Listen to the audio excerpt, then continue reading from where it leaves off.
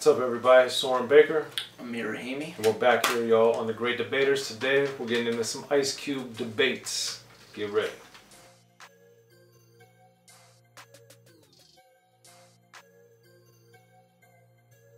Alright, Amir, so today on The Great Debaters, we're going to be looking at Ice Cube's Death Certificate and one of the best, since they're all basically the best song, on Ice Cube's Death Certificate out in 1991, one of the most important years for gangster rap.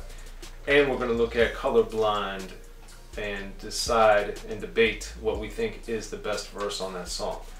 So, you know, setting this song up and setting up Death Certificate in general, Cube obviously, you know, rose to national prominence through NWA, then embarked upon his solo career, put out America's Most Wanted, put out Kill It Will, and this is his third solo project that he came out with, Death Certificate. Obviously, in both of our opinions, for those that follow us on Rappin And Snackin and or Unique Access, dude, this is Amir's favorite album of all time and his best in his opinion, and it's definitely one of the best albums in the super duper cream of the crop in my opinion.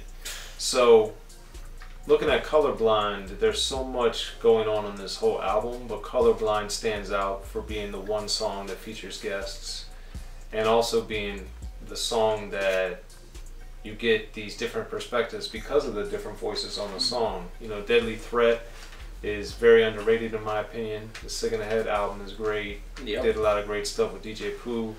We have King T on there, one of my all-time favorites. Shout out Tila. He's amazing on there. Cam, you know, Ice Cube's protege, phenomenal on it. Dub C in the Mad Circle with Coolio and Dub C representing. It's just JD from Lynch Mob. Lynch Mob is on here. It's just an amazing song. So let's go through some of these verses, Amir, and then of course Ice Cube sets the song off. He does. So Amir, what makes Ice Cube's verse stand out to you on Colorblind from Death Certificate? He starts it off with a story. Basically, a guy who's another day in his neighborhood, driving around, sees someone in his right. Rear view mirror, and basically wants to see what's going on. You know, is there a problem? Is he about to be set up for a carjack? You know, a kidnap, as he says. You know, he just basically wants to know what these black men are all about, in quotes. And I thought it was quite interesting. There's themes throughout the album. This one takes on a different one. And at the end of the song, as he's describing what's going on in his bars, he says the guy ends up throwing up a sign, and Ice Cube now puts away his stuff and goes on this day because he's not affiliated with any gang. And I thought, especially with a lot of what was going on now, I thought with like my summer vacation, talking about that perspective of the gangs, I thought this was just so clever how now he's like, okay, I'm not getting involved in this activity, and Ice Cube's story closes there, and then we get into more stories with later verses. Yeah, and then next is Threat. And I was really expecting Threat to come out and be like a, you know, prominent artist.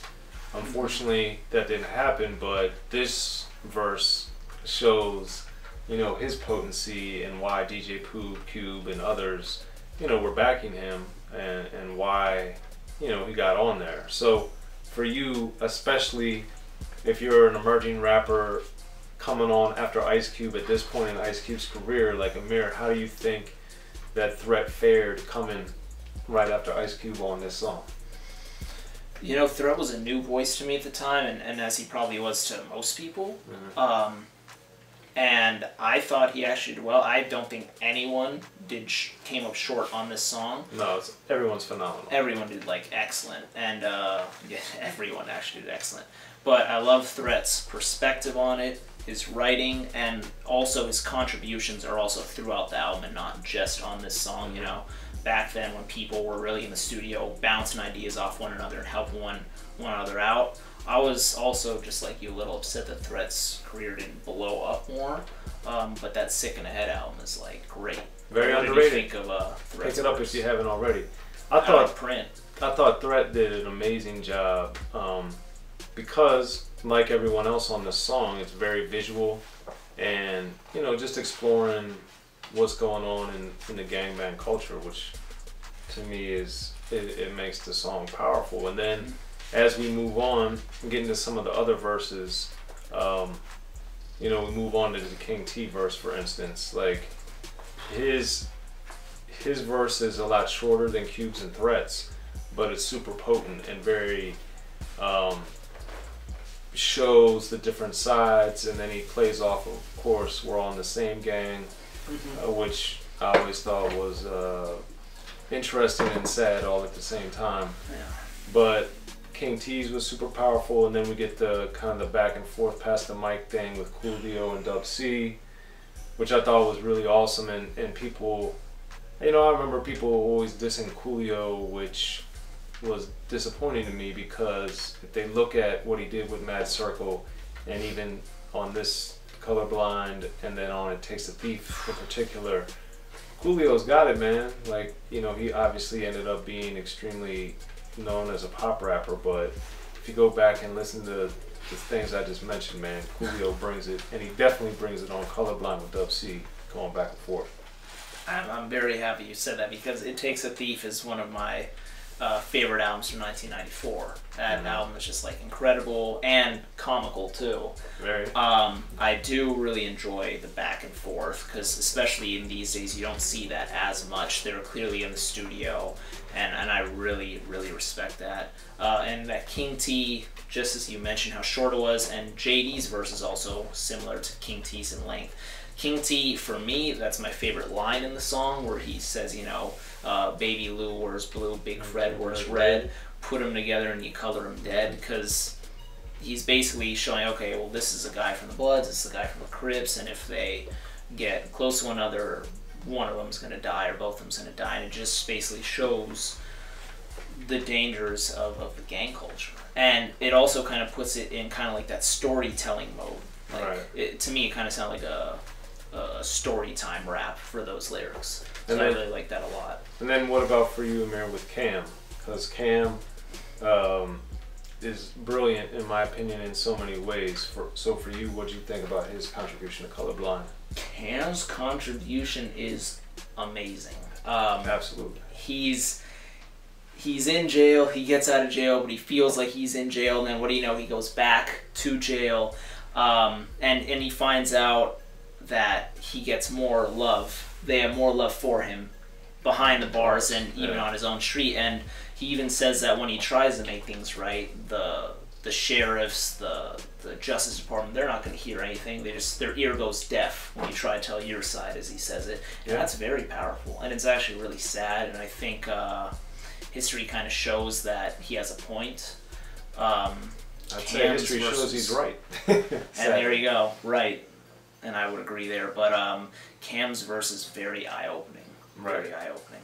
So as we do here on The Great Debaters, we have to come up with these discussions after we go through songs, albums, and artists' work, and come up with these difficult decisions to say which one we think is the best and why. So Amir, for you, who gives the best performance on Ice Cube's Colorblind and why? I don't want to answer this one, dude. Reason maybe because I don't want to sound like a broken record. I'm going with Ice Cube, but really, honestly, like, I want to say Ice Cube and Cam are a tie. Okay. Because that Cam is just so great. Yes. Man, just something about Ice Cube's flow on this album is just so miraculous, man. So I kind of give him the very slight edge, but Cam, his verse is so great, and honestly one of the best verses on the album. And if King T, if he had like a longer appearance, I may even go King T. This song is just packed with top-notch performances from an A-list crew. Yeah, and I agree with you about Ice Cube and Cam. I think it's too bad more people don't listen to and hold Cam in higher reverence. In general, the people that listen to Cam obviously do, because he's an amazing artist that has so much that he says is so powerful, and this is another example of that.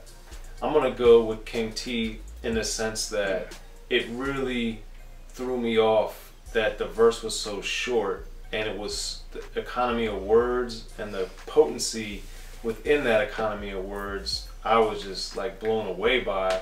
And you know, when he says, you know, I finally figured out that we're not in the same gang, that resonated with me because King T obviously was on We're All in the Same Gang. Yeah.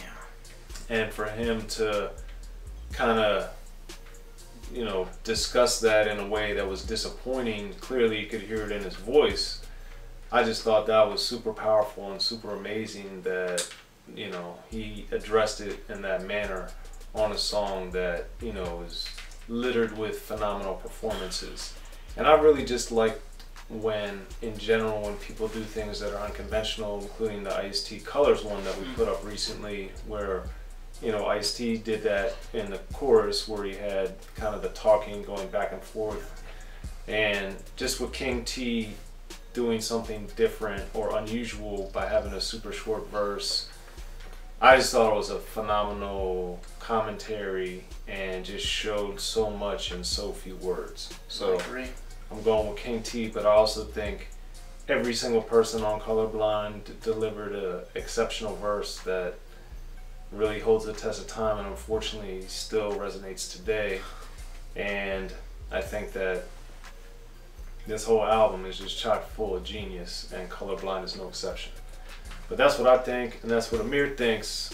What do you guys think? Hit us up in the comment section. Be sure to like and subscribe to Unique Access and to Rappin' And Snackin', and let us know what you think, and we'll hit you back.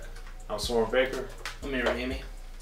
That's it, y'all. The Great Debaters. Be sure to hit us up. Be sure to check out the History of Gangster Rap by Soren Baker. He's official. History of Gangster Rap features exclusive interviews with Ice-T, Snoop Dogg, MC Ren, the DOC, and dozens of others. The History of Gangster Rap, a definitive look at how Los Angeles changed rap forever. In Los Angeles, the streets definitely set the tone of the hip-hop music. At 19, I got a $50,000 car. My whole angle always was, I'll be street, but I will always tell you the horrors that go along with this life. There will be penalties and casualties for just wearing the wrong color in somebody's neighborhood. And once gangster rap made it from the streets to the TV, the genre exploded. With Fab 5 on Yo MTV Raps with NWA. Yo MTV, it just catapulted us from being local heroes to national gangbang rappers. The History of Gangster Rap discusses it all from 1980 up till today. It's always gonna be shit happening in the streets. You know what I mean? So it's always gonna be something to talk about. The History of Gangster Rap in stores now.